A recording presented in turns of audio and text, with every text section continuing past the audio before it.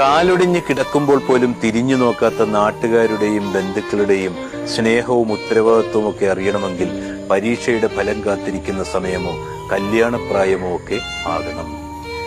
ഒരു വ്യക്തിയുടെ നന്മയെക്കുറിച്ച് എല്ലാവരും നിശബ്ദരാണ്. ചർച്ച അയാളുടെ തിന്മയെക്കുറിച്ചാണെങ്കിൽ മൂകന്മാർ പോലും സംസാരിക്കും.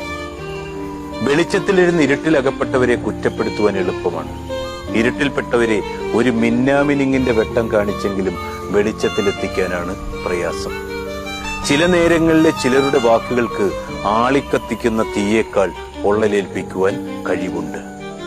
അറിഞ്ഞുകൊണ്ടുള്ള കുത്തി നോവിക്കലാണത്. മരിച്ചവരെ വീണ്ടും കൊല്ലുക ചിലരുടെ ഹോബിയാണ്. താങ്ങായും തണലായും കൂടെ ഉണ്ടാകുമെന്ന് പറഞ്ഞവർ ഇപ്പോൾ തണലിലോട്ട് മാറി നിന്നിട്ട് താങ്ങുകയാണ്. പരദൂഷണം അതൊരു ലഹരിയാണ്. മറ്റുള്ളവരെ കൊല്ലാതെ കൊല്ലുന്ന ശത്രുവെന്നോ മിത്രമോ